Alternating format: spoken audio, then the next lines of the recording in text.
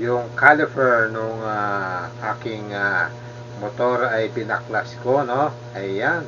Ito mga kabipers ay nalinis ko na. Malinis na pati yung sa loob, yung hello mga kabipers, magandang gabi sa inyong lahat dyan.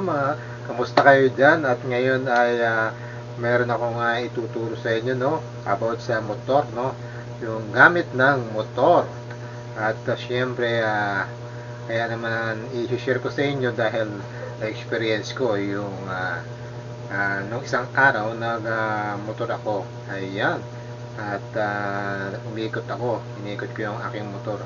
Napansin ko napigil yung pag-ikot ng gulong, no? Medyo pigil takbo. Kaya pag-uwi ko sa bahay ay tinignan ko, gin-check ko yung gulong, yung brake, yun, napansin ko. At pigil yung pag-ikot. Kaya ngayon mga kabipors at ito na, huwag na natin patagalin pa, di ba? At unang-una mga kabipors at ito, no,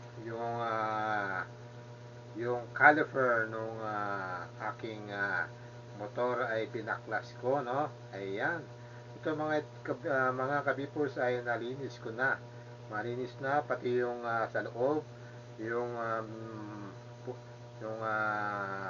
o-ring niya, dalawang o-ring sa loob.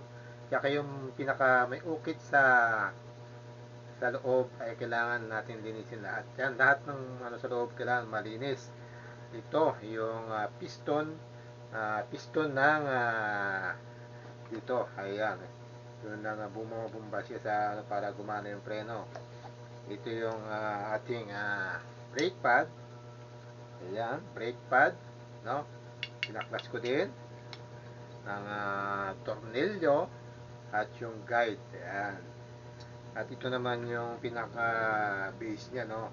Para nakatornilyo doon sa ihi. Ito mga kabipors ay ito ay magkasama talaga, no? Ayan. At nilinis ko na rin to. Itong pinaka pakal, no? Kailan malinis siya. At walang dapat kalawang para gumana siya, no? Ayan ay nakalagay dito mga kabipors yan. Dito sa may butas. Ayan. Yan, kailangan ano siya, tusok natin, nakatusok yan, yan. Tusok, at ito rin, oh. Ayan.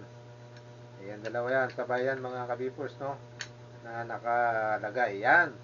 Dapat yan nagpi-play siya. Yan. Gumagana siya. Hindi siya naka-steady lang para yung preno natin ay hindi nagkakat, no? Pag umikot, pag preno natin, hindi siya gumagana kaya yung pag-ikot ng gulong ay pigil, no? Ayan. At dapat linisin natin to at linisin din natin to yung mga bakal. At ang importante ito mga kabipors, no? Yung o-ring niya yung sa loob at sa labas. Dito yan mga kabipors, sa loob. Ayan. Sa loob yan, nakalagay yan sa loob.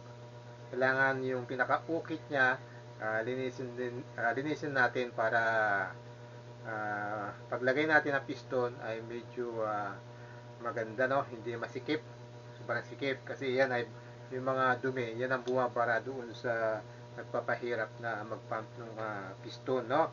Ayan, kailangan nung itong piston na to, kailangan punasan lang natin ng basahan. Ayan, malinis at pakintabin natin para medyo madulas siya. Hindi ito dapat nililiha kasi mahirap na baka masira yung kanyang pinaka-kintab, no? Ang importante niya kailangan na makintab siya. Ayan. At ang kanyang brake pad ay makapal pa, bago pa, no? Kapipalit ko lang yan. Yan. Brake pad. Ayan mga kabipors at syempre pag kinabit na natin, binalik na natin, ipapakita ko ulit sa inyo. Kailangan yung mga motor natin tingnan natin, no, bago tayo magpatakbo o pakiramdaman natin yung kung ano yung may problema, no. Hindi lang tayo lagi nagpapatakbo ng ating motor. Ayan, para safe na safe tayo sa ating pag-drive and always gumamit ng helmet. Ayan mga kabipors, hanggang dito na lang at sa susunod na ating vlog, ipapakita ko sa inyo kung paano ikabit, paano ibalik yun, no? Ayan, pinakita ko lang sa inyo na baklas na. Ayan. At sunod, papakita ko naman sa inyo kung paano ibalik. Ayan mga kabipors, hanggang dito na lang. Bye bye sa inyo, no?